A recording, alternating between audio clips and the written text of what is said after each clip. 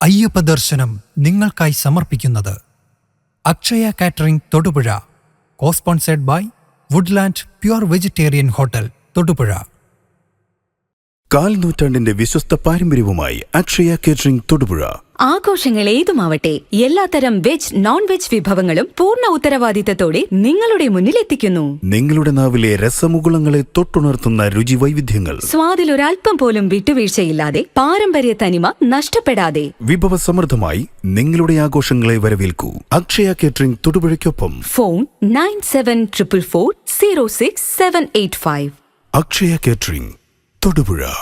ഹൈറേഞ്ചിന്റെ കവാടമായ തൊടുപുഴയിൽ രുചിവൈവിധ്യങ്ങളുടെ നിറക്കലവറയായി വുഡ്ലാൻഡ്സ് വെജിറ്റേറിയൻ ഹോട്ടൽ. കൈപുണ്യത്തിന്റെ മികവ് തെളിയിച്ചുകൊണ്ട് വിവിധയിനം ദോശകൾ, നോർത്ത് ഇന്ത്യൻ, ചൈനീസ് എന്നിങ്ങനെ കലർപ്പില്ലാത്ത വെജിറ്റേറിയൻ വിഭവങ്ങൾ. ഗ്രഹാതുരത്വം തുളുമ്പുന്ന അന്തരീക്ഷത്തിൽ വിശാലമായ കാർ പാർക്കിംഗ് സൗകര്യത്തോടെ Woodlands vegetarian hotel, Thodupuzha Muvattupuzha road, Madakkathanam, Kochangadi.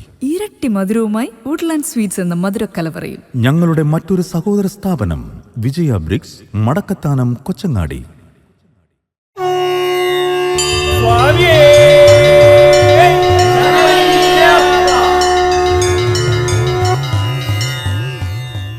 സ്വാമിയെ ശരണമയ്യപ്പ.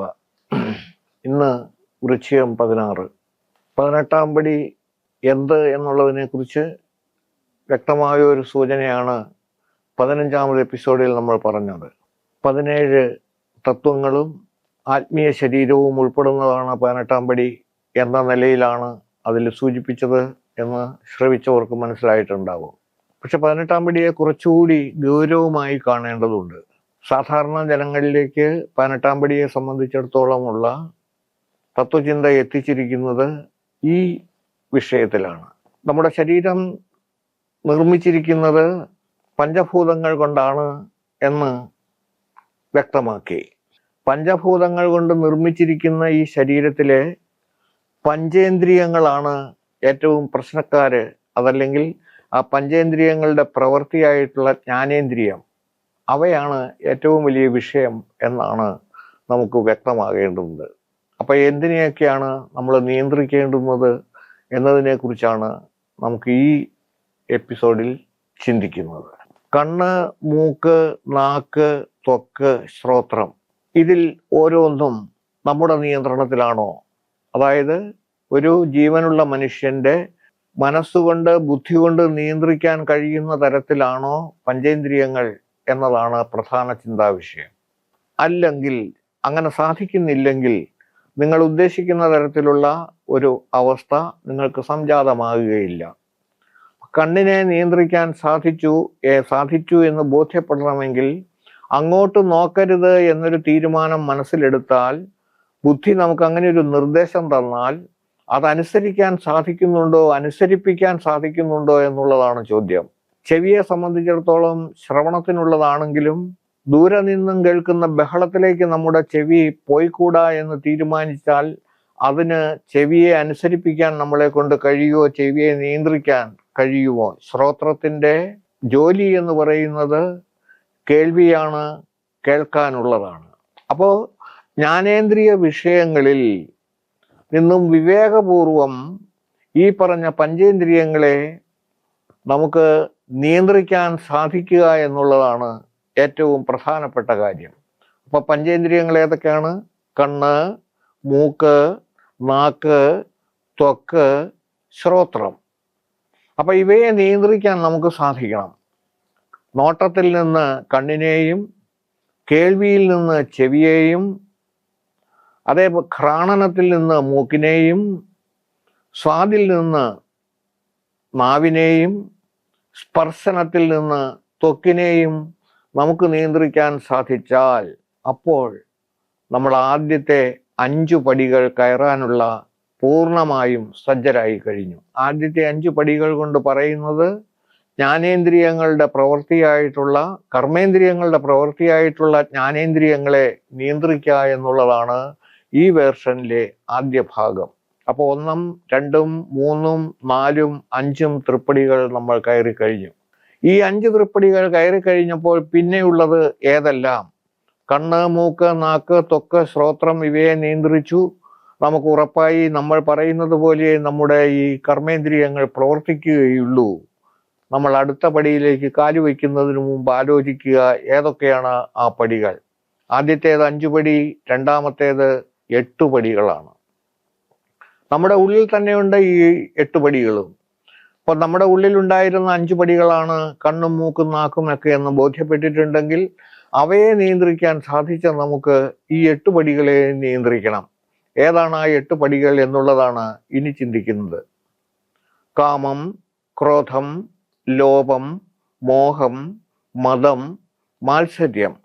ഇതാണ് 8 പടികൾ. ആ 8 പടികൾക്ക് കാരണഭൂതമായ ഈ 8 വാക്കുകളെ നമ്മൾ എങ്ങനെയാണ് കാണേണ്ടുന്നത് എന്നൊന്ന് ആലോചിച്ചു നോക്കാം.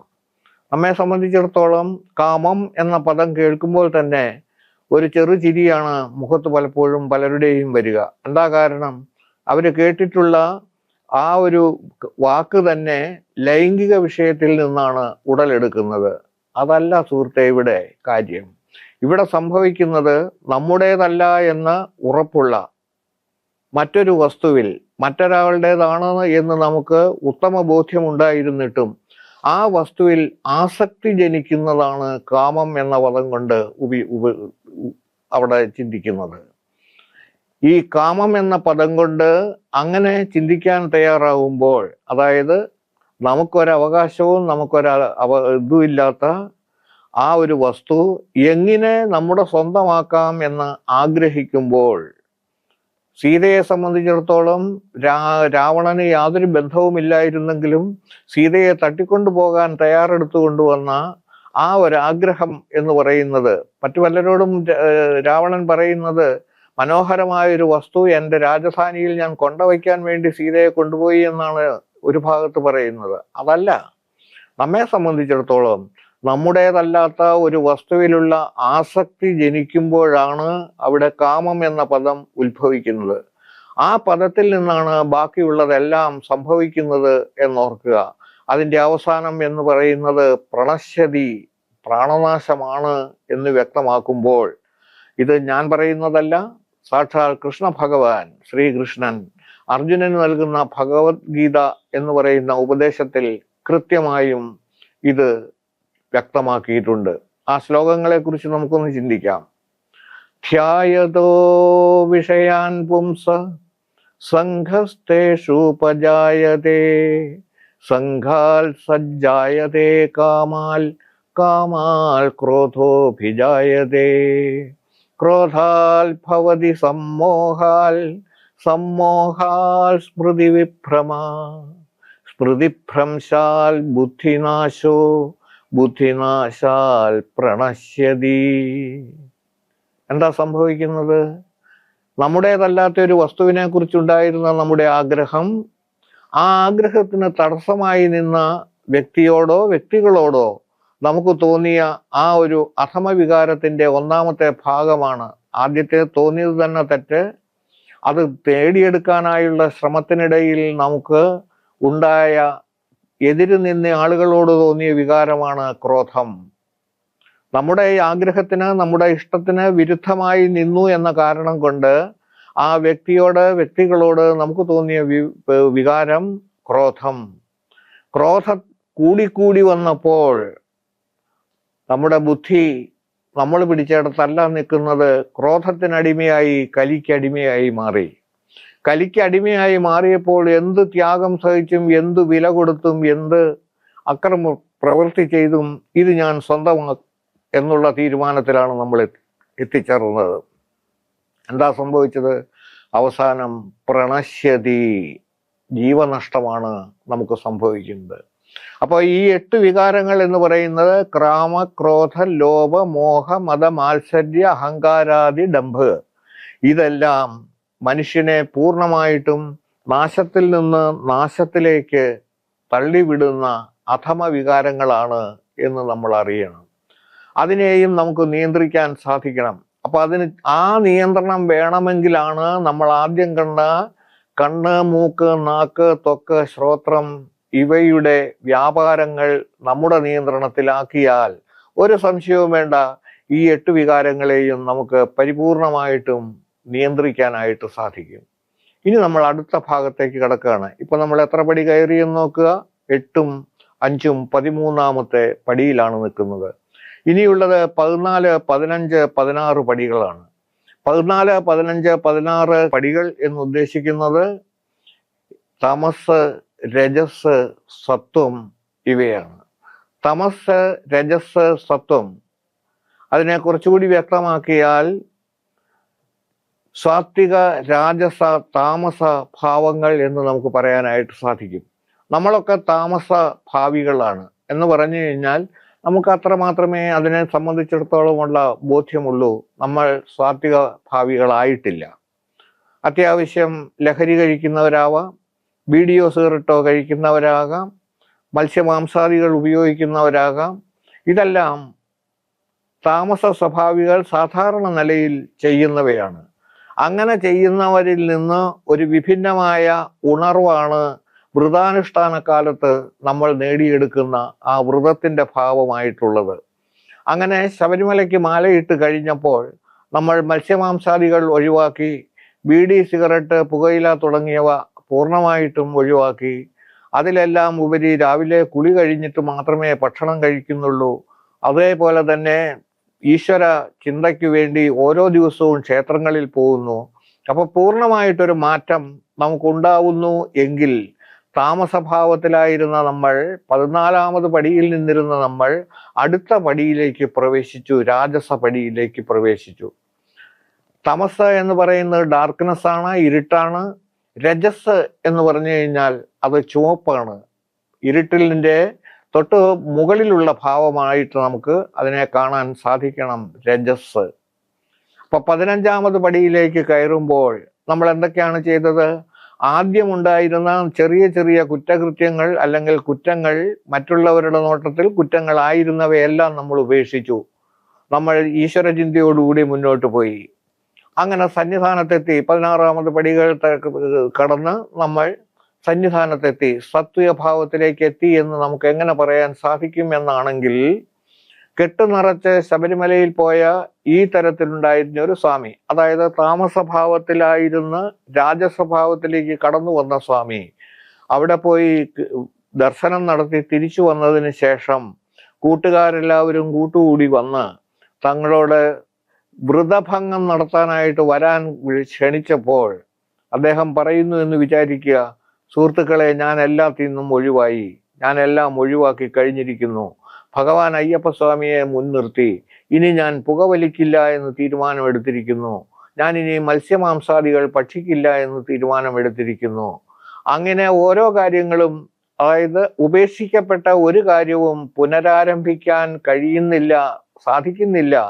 അതിനല്ല ഞാൻ ശബരിമലയ്ക്ക് പോയത് എന്നുള്ള ചിന്തയോടുകൂടി പൂർണ്ണമായിട്ടും വ്രതഭാവത്തോടുകൂടി മുന്നോട്ട് പോകുന്നെങ്കിൽ അങ്ങനെയുള്ള ഒരു വ്യക്തി എത്തിച്ചേരുന്ന സ്ഥലമാണ് സാത്വിക ഭാവം.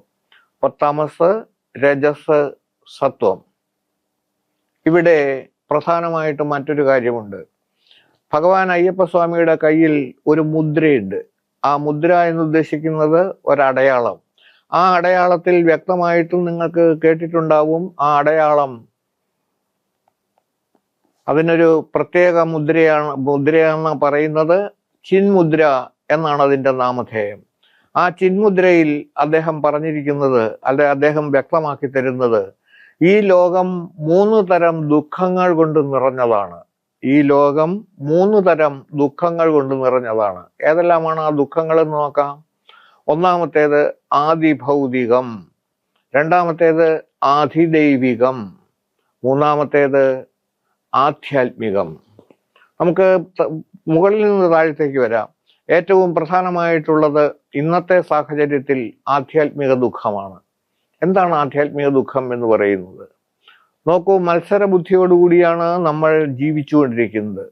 മത്സരബുദ്ധിയോടുകൂടി ജീവിക്കുന്ന നമുക്ക് തൊട്ടടുത്ത് സാധാരണ നിലയിൽ കഷ്ടി അന്നന്നത്തെ ദിവസം തട്ടി നീക്കാൻ തയ്യാറായി മാത്രം ജീവിക്കുന്ന ഒരാൾക്ക്, മറ്റു വരുമാനങ്ങളൊന്നും ഇല്ലാത്ത ഒരാൾക്ക്, കിട്ടാവുന്നിടത്ത് നിന്നും കടം വാങ്ങി എന്തെല്ലാമായിട്ടും തൃപ്തിയില്ലാത്ത, ഇനിയും ഇനിയും കൂടുതൽ കൂടുതൽ എന്ന് വിചാരിക്കുന്ന ഒരാൾക്ക് മനസ്സമാധാനം എന്ന് പറയുന്നത് ഏറെ ദൂരെയാണ് എന്നോർമ്മിക്കുക.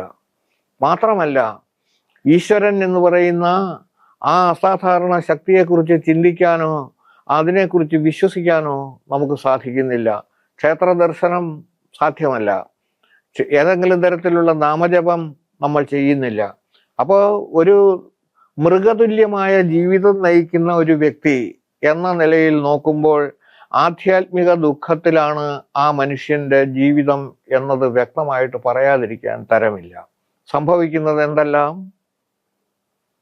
ഭാര്യയും ഭർത്താവുമായി യാതൊരു സ്വസ്ഥതയുമില്ല, സമാധാനവുമില്ല. സ്കൂളിൽ പഠിക്കുന്ന കുട്ടികൾ തമ്മിൽ കുട്ടികളായിട്ടും കുടുംബത്തിലെ അംഗങ്ങളായിരുന്നു എന്ന് പറച്ചിലല്ലാണ്ട് സംസാരം പോലും ഇല്ല എങ്കിൽ ശാന്തിയും സമാധാനവും നടമാടേണ്ടുന്ന വീട് അരാജകാവസ്ഥയിലായിത്തീരുന്നതിന് ആരെയും കുറ്റപ്പെടുത്തിയിട്ട് കാര്യമില്ല. അവസാനം നിരാശാബാധിതമായ മനസ്സോടുകൂടി നിരാശാബാധിതമായ ആ ഒരവസ്ഥയിൽ എന്താണ് സംഭവിക്കുന്നത്? ഭാര്യയും ഭർത്താവും കുട്ടികളെയും വധിച്ച് ഭാര്യയും ഭർത്താവും ആത്മഹത്യ ചെയ്യാനായിട്ട് തീരുമാനിച്ചെങ്കിൽ ആ തീരുമാനത്തിന്റെ കാരണഭൂതനായി വരുന്നത് ഈശ്വരനാണെന്ന് എവിടെയാണ് പറയാൻ സാധിക്കുന്നത്? നമ്മുടെ മനസ്സിനെ നമുക്ക് വേണ്ടുന്നതായ ബുദ്ധി ഉപയോഗിച്ച് നിയന്ത്രിക്കാൻ സാധിക്കാത്തതുകൊണ്ട് മറ്റുള്ളവരെ പോലെ തന്നെ ഏറ്റവും മുകളിലേക്ക് പോണം എന്ന് ആഗ്രഹിച്ചാൽ മാത്രം പോരാ, അതിനു വേണ്ടുന്ന മാർഗത്തിലേക്ക് നമ്മൾ ചെന്നെത്തണം. അത് ചെന്നെത്താൻ സാധിക്കാതെ മരണത്തിന് കീഴടങ്ങുന്നു എന്ന കാരണം കൊണ്ട് ആ തരം ദുഃഖം ഇന്ന് ഭൂമിയിൽ വേണ്ട കേരളത്തിൽ നമ്മൾ ഇന്ന് വല്ലാതെ അനുഭവിച്ചുകൊണ്ടിരിക്കുകയാണ്. കേരളത്തിലെ മലയാള പത്രങ്ങൾ എടുത്ത് വായിക്കാൻ തയ്യാറായി കഴിഞ്ഞാൽ അപകട മരണത്തെക്കാൾ ഉപരി നമുക്ക് കണ്ടെത്താനായിട്ട് സാധിക്കുന്നത് നിഷ്ഠൂരമായ ആത്മഹത്യകളാണ്.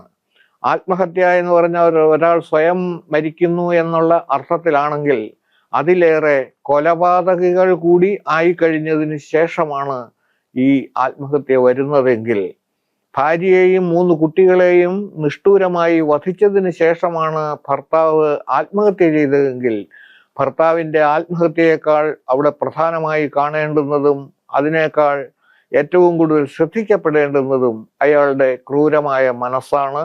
ഭാര്യയെയും കുട്ടികളെയും കൊല്ലാൻ മനസ്സ് കാണിച്ച നിഷ്ഠൂരതയാണ്. ഇത് തന്നെയാണ് ആത്മീയ ദുഃഖം.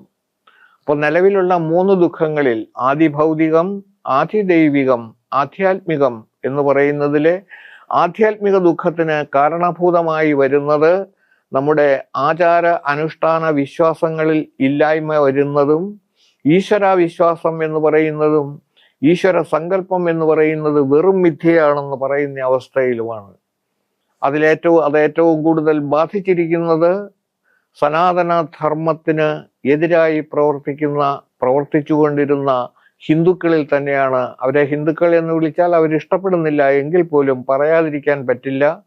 ക്ഷേത്രങ്ങളിൽ പോകാൻ യാതൊരു കാരണവശാലും അവർ തയ്യാറല്ല, പ്രാർത്ഥിക്കാൻ തയ്യാറല്ല, ഒരു വിധത്തിലുള്ള ആചാരങ്ങളോ അനുഷ്ഠാനങ്ങളോ വീട്ടിൽ പുലർത്താനും തയ്യാറില്ലാത്ത നിരീശ്വരവാദത്തിന്റെ അങ്ങേയറ്റത്തെ കൊടികുത്തി വാഴുന്നവർ, പ്രിയപ്പെട്ടവരെ, അവരെ ഒന്ന് അടുത്ത് പരിചയപ്പെടുത്താൻ ഞാൻ 1-2 പേരെ നിങ്ങളെ ശ്രദ്ധിക്കാം. ഒന്നാമത്തേത് ഏറ്റവും വിശ്വപ്രസിദ്ധനായ ഒരു സാഹിത്യകാരനാണ്, എല്ലാവർക്കും അറിയാവുന്ന MT വാസുദേവൻ നായർ.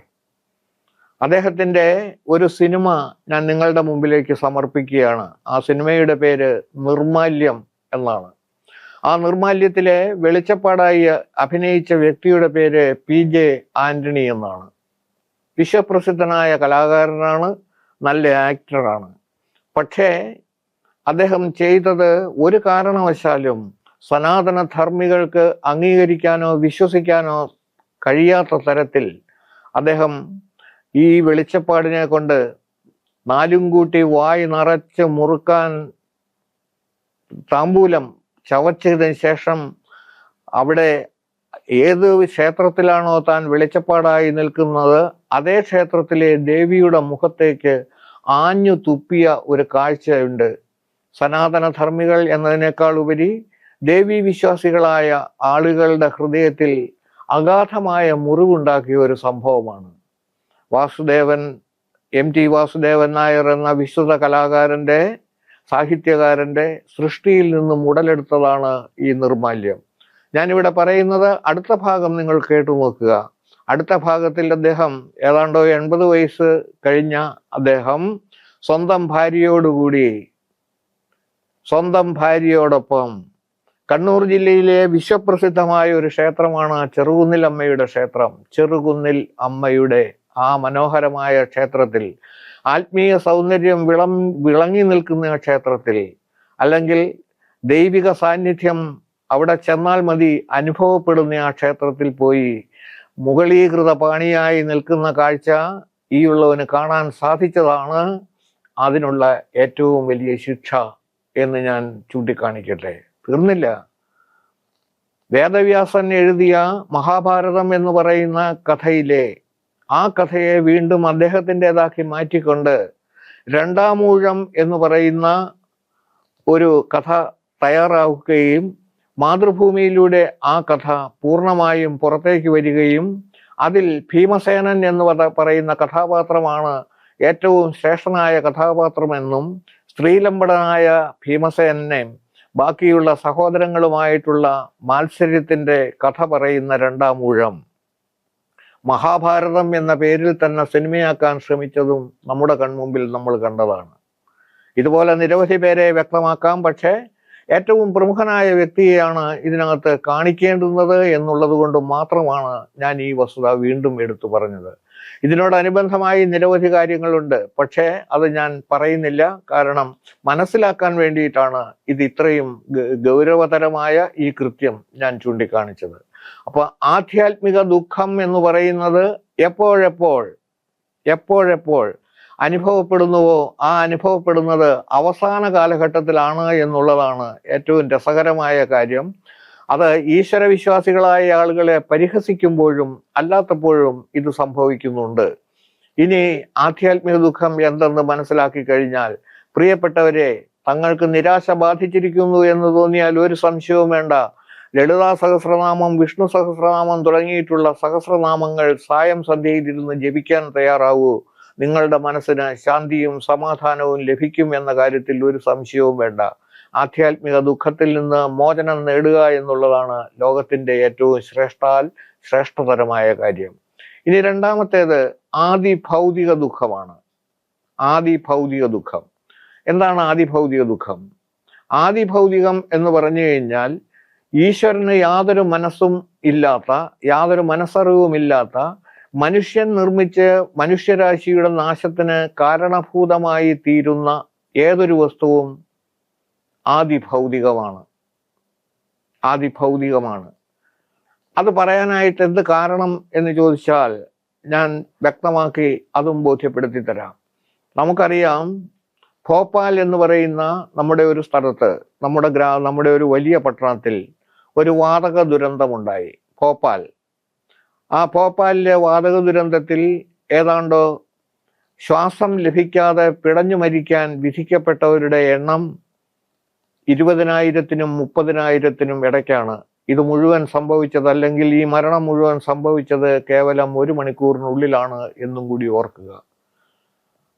ആ വ്യാപനത്തിൽ, അല്ലെങ്കിൽ വാതകത്തിന്റെ വ്യാപനത്തിൽ ഒന്നും ചെയ്യാൻ കഴിയാതെ നിസ്സഹായരായി നിന്നപ്പോൾ മൃഗങ്ങളും മനുഷ്യരും ഒരേപോലെ തന്നെ ശ്വാസം ലഭിക്കാതെ പിടഞ്ഞു മരിച്ചത് നമ്മൾ കണ്ടതാണ്.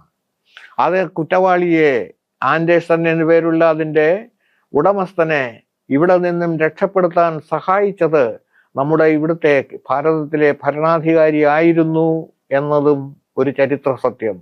അതിന് അദ്ദേഹത്തിന് ലഭിച്ച ശിക്ഷ അതീവ തീവ്രവും അസഹനീയവുമായിരുന്നു എന്നുള്ളതും ചരിത്രത്തിന്റെ ഭാഗം. ഞാൻ അതിലേക്ക് കടക്കുന്നില്ല. രണ്ടാം ലോകമഹായുദ്ധത്തിന്റെ അവസാനം എന്ന് ഉദ്ദേശിക്കുന്നത് 1945 ഓഗസ്റ്റ് മാസം 7-ാം തീയതിയാണ്. അന്നത്തെ ദിവസം എന്താണ് പ്രത്യേകതയുണ്ടായിരുന്നത് എന്ന് ചോദിച്ചാൽ, ലോകമഹായുദ്ധം അവസാനിക്കുന്നതിന് ജയം ജയം എന്നുള്ള ഒറ്റ ചിന്തയോടുകൂടി എന്ത് ക്രൂരതയും കാണിക്കാൻ തയ്യാറായി നിന്ന ജപ്പാനെ ഒതുക്കുക എന്നുള്ള ലക്ഷ്യത്തോടുകൂടി അമേരിക്കയിൽ നിന്നും പറന്നുയർന്ന 2 ചെറുവിമാനങ്ങൾ, അതിലൊരു വിമാനം എത്തിച്ചേർന്നത് നാഗസാക്കിക്ക് മുകളിലാണ്. നാഗസാക്കിയിൽ അന്നത്തെ സാഹചര്യത്തിലെ ഏറ്റവും ചെറിയ ബോംബ് വെറും 2.5 പൗണ്ട്, അതായത് ഒരു റാത്തൽ കഷ്ടിച്ച് എന്നർത്ഥം, 1 കിലോ എന്ന് ചുരുക്കം, 1 കിലോ ഭാരമുള്ള ഒരു ബോംബ് അവിടെ ഇട്ടപ്പോൾ, ആദ്യത്തേത് ഹിരോഷിമയിൽ, രണ്ടാമത്തേത് നാഗസാക്കിയിൽ, ഈ രണ്ട് ജപ്പാൻ പട്ടണങ്ങളിലും കൂടി മരിച്ചവരുടെ എണ്ണം ഏകദേശം 3 ലക്ഷത്തിന് മുകളിലാണ്. വർഷങ്ങൾ എത്ര കഴിഞ്ഞു? 1945 ശേഷം ഇപ്പോൾ നമ്മൾ നോക്കുമ്പോൾ 55ഉം 25ഉം 80 വർഷം പിന്നിട്ടിട്ടും ആ സ്ഥലങ്ങളിൽ ബോംബ് വീണതിൻ്റെ ഒരു നിശ്ചിത പ്രദേശത്ത് മനുഷ്യജീവൻ നിലനിൽക്കാൻ കഴിയാത്ത വിധം അത്രയ്ക്കും ദുഷ്കരമാണ്. മാത്രമല്ല, അവിടെ ശേഷിച്ചവർ മുഴുവനും ക്യാൻസർ പേഷ്യന്റുകൾ ആയി മാറിയിരിക്കുന്നു. ഇത് മനുഷ്യൻ നിർമ്മിച്ച് മനുഷ്യരാശിക്ക് നാശകാരണമായി തീർന്നതല്ലേ എന്നാലോചിച്ച് നോക്കുക. അങ്ങനെ മനസ്സിലാക്കാൻ തയ്യാറാകുമ്പോൾ ആദിഭൗതികം എന്ന് പറയുന്ന ഈ ദുഃഖത്തിന്റെ കാരണഭൂതർ ആര് എന്നതിൻ്റെ കണക്കിലാണ് നമ്മൾ ഇത് എത്തിച്ചേരുന്നത്. പക്ഷെ ഇവിടെ ഒരു സത്യം കൂടി നമ്മൾ അറിയണം. അതറിയേണ്ടുന്നത് ആറ്റം ബോംബിന് കാരണഭൂതമായ ആറ്റം ശക്തിയെ കണ്ടുപിടിച്ചത് നമ്മുടെ ഭാരതത്തിലെ ഒരു മഹർഷിയാണ്. അദ്ദേഹത്തിൻ്റെ പേരാണ് കണാദൻ. കണാദനാണ് എന്ന പദത്തിൽ നിന്നാണ് കണം അഥവാ ആറ്റം എന്ന പദം തന്നെ ഉരുത്തിരിഞ്ഞുണ്ടായത്. അങ്ങനെ കണ്ടുപിടിച്ച ആ കണാദൻ വ്യക്തമായിട്ടും ആറ്റത്തിൻ്റെ വലിപ്പം എന്താണെന്നും കൂടി പറഞ്ഞിട്ടുണ്ട്. അത് നമുക്ക് അവിശ്വസനീയമായ രീതിയിലാണ്. കണാദൻ കണ്ടുപിടിച്ച ആ ശാസ്ത്ര സത്യത്തെ ആധുനിക സയൻസിന് ഇതുവരേക്കും തിരുത്താനായിട്ട് സാധിച്ചിട്ടില്ല. അങ്ങനെ തിരുത്താൻ കഴിയാത്ത ആധുനിക സയൻസ് അത് അംഗീകരിച്ച് തന്നെ നിൽക്കുകയാണ്.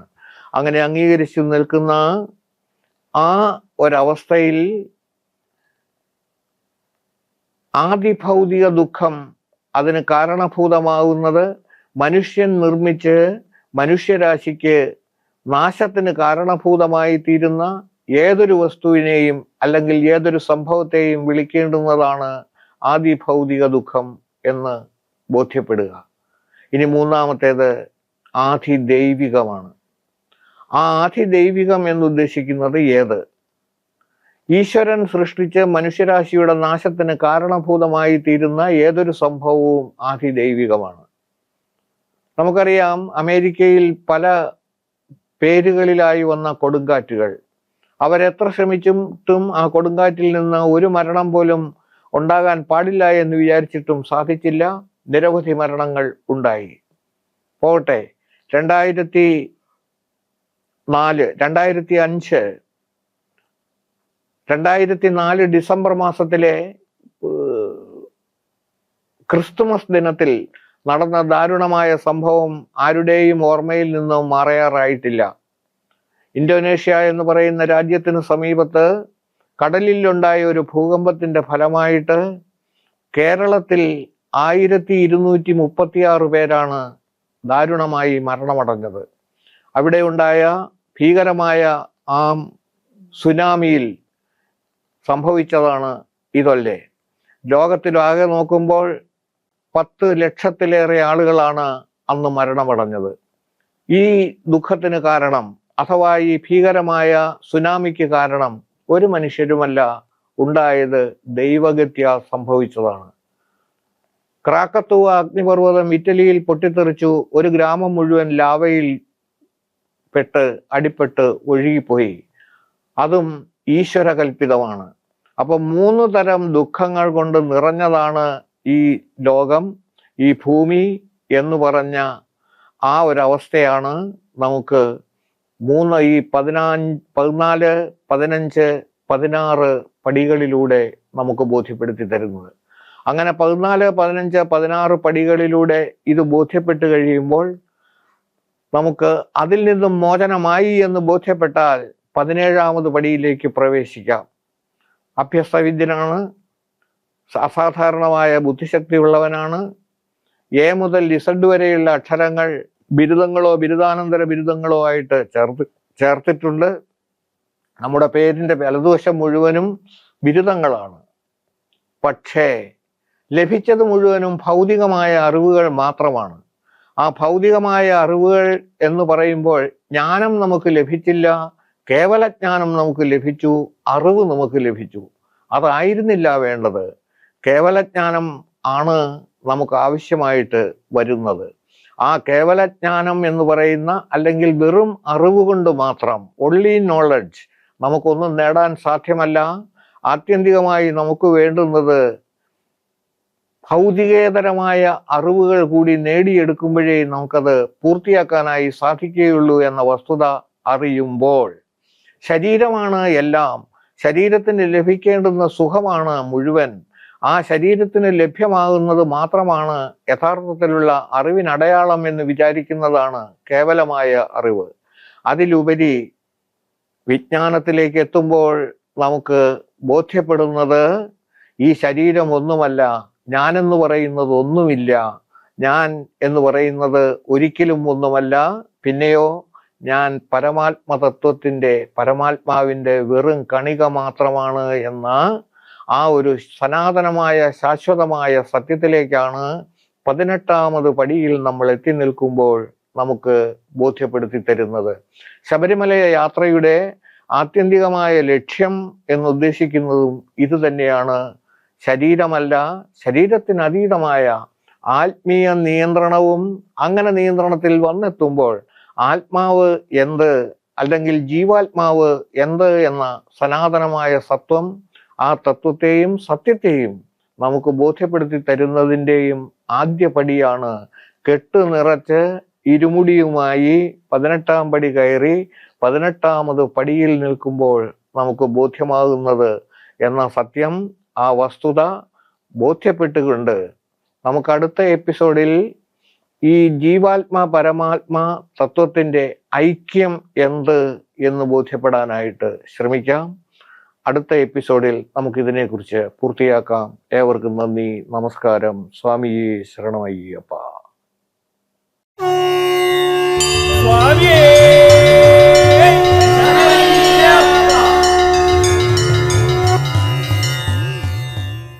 അയ്യപ്പ ദർശനം നിങ്ങൾക്കായി സമർപ്പിച്ചത് Akshaya catering Thodupuzha, cosponsored by Woodland pure vegetarian hotel Thodupuzha.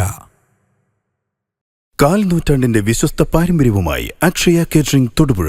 ആഘോഷങ്ങൾ ഏതുമാവട്ടെ, എല്ലാത്തരം വെജ് നോൺ വെജ് വിഭവങ്ങളും പൂർണ്ണ ഉത്തരവാദിത്തത്തോടെ നിങ്ങളുടെ മുന്നിൽ എത്തിക്കുന്നു. നിങ്ങളുടെ നാവിലെ രസമുകുളങ്ങളെ തൊട്ടുണർത്തുന്ന രുചി വൈവിധ്യങ്ങൾ, സ്വാദിൽ ഒരൽപ്പം പോലും വിട്ടുവീഴ്ചയില്ലാതെ, പാരമ്പര്യ തനിമ നഷ്ടപ്പെടാതെ, വിഭവസമൃദ്ധമായി നിങ്ങളുടെ ആഘോഷങ്ങളെ വരവേൽക്കൂ. അക്ഷയ കേറ്ററിംഗ് തൊടുപുഴയ്ക്കൊപ്പം ഫോൺ 9744406785. അക്ഷയ കേറ്ററിംഗ് തൊടുപുഴ. ഹൈറേഞ്ചിന്റെ കവാടമായ തൊടുപുഴയിൽ രുചിവൈവിധ്യങ്ങളുടെ നിറക്കലവറയായി വുഡ്ലാൻഡ്സ് വെജിറ്റേറിയൻ ഹോട്ടൽ. കൈപുണ്യത്തിന്റെ മികവ് തെളിയിച്ചുകൊണ്ട് വിവിധയിനം ദോശകൾ, നോർത്ത് ഇന്ത്യൻ, ചൈനീസ് എന്നിങ്ങനെ കലർപ്പില്ലാത്ത വെജിറ്റേറിയൻ വിഭവങ്ങൾ. ഗ്രഹാതുരത്വം തുളുമ്പുന്ന അന്തരീക്ഷത്തിൽ വിശാലമായ കാർ പാർക്കിംഗ് സൗകര്യത്തോടെ Woodlands vegetarian hotel, Thodupuzha Muvattupuzha road, Madakkathanam, Kochangadi. ഇരട്ടി മധുരവുമായി വുഡ്ലാൻഡ് സ്വീറ്റ്സ് എന്ന മധുരക്കലവറയിൽ. ഞങ്ങളുടെ മറ്റൊരു സഹോദര സ്ഥാപനം വിജയ ബ്രിക്സ്, മടക്കത്താനം, കൊച്ചങ്ങാടി.